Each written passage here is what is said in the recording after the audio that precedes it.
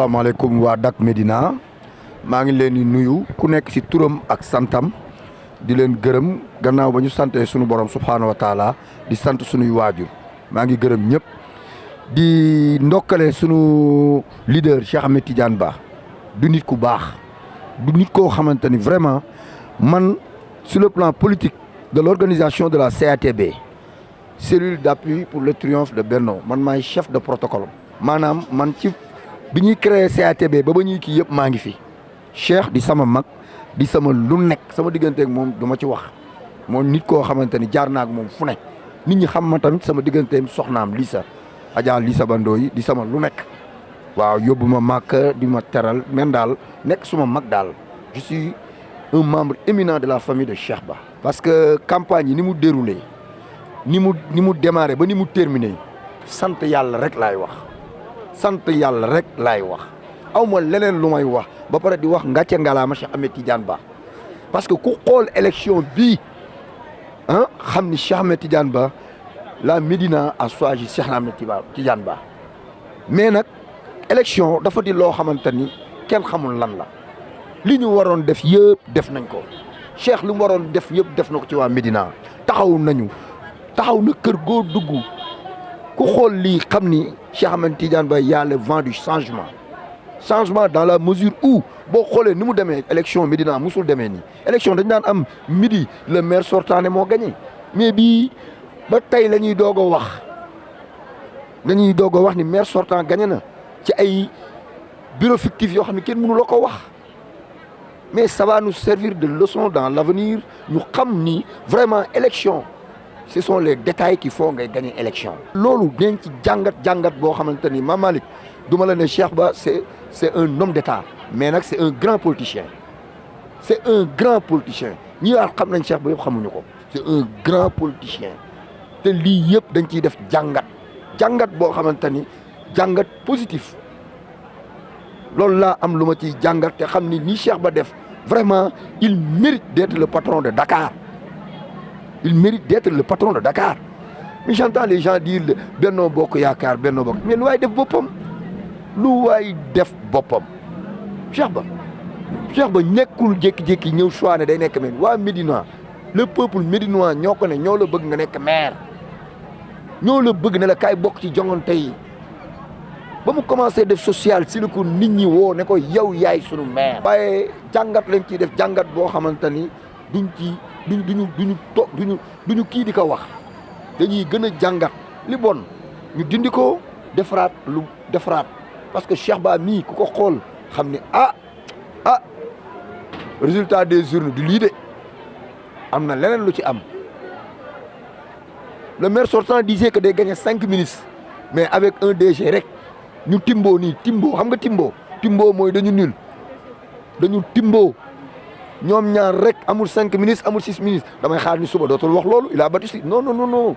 parce que xam na ni il est en face de lui un adversaire boo xamante ni il est coriace un médinois un intellectuel Cheikh Ba maire bi nelawul de. ñu ngi feddalu sunu kóllëre Cheikh Ahmed Tidiane Ba toute la population médinoise est derrière lui yow gis nga ko moom la ñuy xaar nii sax pour saafanteeg moom won ko ni vraiment ñun nous sommes contents de lui. Malick maa ngi leen di gërëm di leen sant. di rafetlu liggéeyu Dak Médina li ngeen daj ci campagne bi yëpp avant la campagne pendant la campagne et après la campagne di wax ni rek question bi nga ma laaj dama ci am sawarte pour tontu parce que yàlla daf ñu booleex un leader muy monsieur Cheikh Ahmed Tidiane Ba directeur général de la caisse de dépôt et de consignation ñëpp xam nañ ni c'est une autorité d'une dimension intellectuelle d'une dimension exceptionnelle ñu doon dem vers des élections locales toute la population médinoise seet ni Cheikh Ahmed Tidiane Ba mooy le meilleur profil pour être maire de la Médina président de la République bi mu xoolee am problème mu tête de liste mu choisir ko te moment bi mu koy choisir xamoon na ni Cheikh Ahmed Tidiane Ba mouvement la yore association la yore kon bu ko privilégié mu jël ko def ko tête de liste c'est parce que xam na ce que monsieur Cheikh Ahmed Tidiane Ba représente kon loolu dañ koy rafetlu di xam ne suñu leader bi vraiment dafa nekkoon le meilleur profil pour maintenant dire vrai jusqu'à l'approche des élections on était confiant à tous les niveaux parce que li Cheikh Ahmed Tidiane Ba liggéey pendant plusieurs années Proxim Médina bi nga xam ne c'est une association de développement communautaire di def social pendant plusieurs années ñëpp xamoon nañ ni waa Médina taxaw nañu pour jël commune bi jox ko Cheikh mais malheureusement lépp loo gis rek mën na am gàllankoor bi lan la xëy na am na ñu bëri ñoo xam ne dañu ñëw rallié wu si ñun ñu foogoon ni dañuy ñëw pour apporter ñu quelque chose boo xam ni vraiment c'est positif mais malheureusement après l'analyse qu'on a faite on a su que ni ñu bëri xëy na dañ fi ñëwoon pour autre chose ñun nag du ñu nekk mauvais perdant ndax pour man sax jusqu'à preuve du contraire on n'a rien perdu parce que ki ko ne monsieur Cheikh Ahmed Tidiane da ngay xam ne si social rek lay œuvrer te aussi c'est l'occasion de lui dire qu'on est toujours satisfait et fier de lui. Toute la Médina est fière de monsieur Cheikh Ahmed Tidiane Ba. C'est l'occasion aussi de remercier toutes les bonnes dames, de remercier toute la jeunesse, de remercier toute la population médinoise. ñi nga xam ne nag c'est des enfants des fils de la Médina seet ni dañu waroon voter contre ñoo xam vote sanction lañ ko war a tuddee wala lu ñu koy mën a tuddee kooku c'est leur problème mais ñun rien ne peut changer notre mouvement ou notre association dañuy continuer di def li nga xam ne moom lañ daan def pendant plusieurs années buñ ko yokkul duñ ko wàññi ndax Cheikh Ahmed Tidiane Ba comme je l'ai dit nit la koo xam ne ku ko xam daa xam ni égalam jafe na fii Bamba Fall d'accord c'est le maire mais pendant plusieurs années ñaata élection ñoo fi jaar dafa doon compétir avec 5 ministres mais da leen doon gagner depuis que Cheikh Ahmed Tidiane Ba est là Bamba Fall a eu des problèmes mais ñun on n'a rien perdu te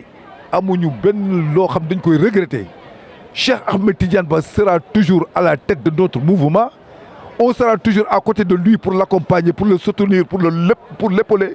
te li muy mbébét pour l'émergence de la Médina yàlla na ko suñu borom bi jàppale ndax Cheikh est serein amul benn problème nit ñi ñoo am problème mais Cheikh n'a pas de problème te ñi ngi remercier encore le troisième âge remercier les bonnes dames remercier la jeunesse xam ne ñun lii ñëw ci kanam moo ëpp lii yëpp facteurs yi nga xam ne nag moo ñu coûté lii yëguñu ko sax toppatoowuñ ko dañ ko teg fële ndax xam nañu ni bu doon le maire ak Cheikh rek le maire du ji sax Cheikh mais nag ñi yàq bu ñu foog ni Cheikh la ñu yàqal bu ñu foog ni nit ñi la ñu yàqal mais seen bopp la ñu yàqal te yàlla nañu yàlla suturaal suñu mouvement bi yàlla nañu yàlla dimbali ba li Cheikh di mbébét pour la population médinoise pour l'émergence de la Médina pour ñi nga xam ne ils sont derrière lui yàlla na ko suñu borom mottali